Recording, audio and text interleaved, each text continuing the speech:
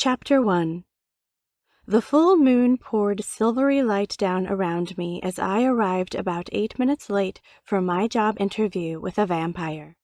Mr. Potararu had kindly agreed to meet me in my little town of Moonlight, instead of giving me confusing directions to some place in the city that I'd never before driven to by myself. I chose a bar that was easy to direct him to from the tollway. The saloon resided on the corner of Sunbank and Route 30. Normally, it would only take me 10 minutes to drive from my house to this bar, except that a huge John Deere tractor hauling just picked corn took up the whole damn road, and I had to follow it the 1 mile from my house to turn onto Sunbank. This was not your ordinary 9-to-5 office job for which I was applying. The ad had read, "Clairvoyant needed. Only serious applicants need apply." Disbelief had filled me as I read the ad, and I read it 5 or 6 times before I dialed the number. It was long distance, a Chicago area code, and I made mistakes before I'd gotten it right.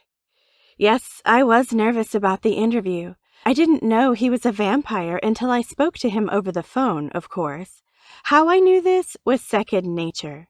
Sometimes all I had to do was walk up to a house I'd never been inside before, and I knew the layout of the place. Or the emotions of the people inside a room would sometimes flood me.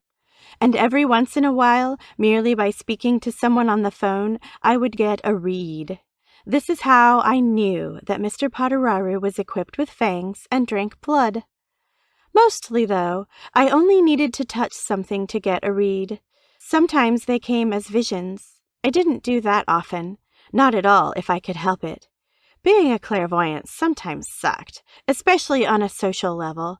Early on, I'd had to learn to shield my mind against this ability, or hide in a closet, literally, or go insane.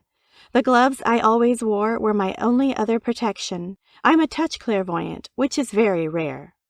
Climbing down out of my Jeep, I took in the other vehicles in the lot. There were 7 cars. Well, 3 were cars, the rest were pickups. Not many people here, but it was Monday.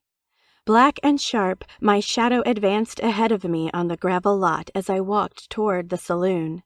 I'd turned 21 4 weeks ago and had only been here once. I spotted a sleek black Jaguar parked near the building. This could not belong to any of the regulars inside. It had to have been Mr. Potararu's. Curious, I angled for it and stopped next to it, pulled in a little breath to steady myself, and closed my eyes. Suddenly, my mind sent me a flash of an image, twin white spires cutting skyward over a Chicago skyline. Whoa! I had a little bit of a head spin as I opened my eyes. As the spinning stopped, a wave of energy hit me, totally and inconceivably savage and possibly carnivorous? A tangled emotion that, as a human, I couldn't fully appreciate. In fact, I didn't know where it came from. That's when I saw a low shadow ease from a dense copse of trees around the far side of the building. When it emerged from shadow into the light, recognition threw me. I could hardly believe what I was looking at. Large and gray with 4 legs and big yellow eyes staring right at me, the creature growled low and menacing. Keys still in my hand, I froze and surveyed my surroundings. I was alone. The wolf stood between the tavern and me. Behind me, and about 50 yards beyond my Jeep, the 2 roads that converged at the corner didn't have a lot of traffic. The closest house was simply too far away. Without warning, the wolf lunged at me. I screamed. For one frozen moment, I thought I was dead. All of my 21 years flashed before my eyes. Big, sharp teeth grasped my free arm, the one I held up to protect myself. I batted at the animal with my purse, smacking it pretty hard, and it let go of me. I kicked him, connecting a blow to the rib cage, but this did little to deter him.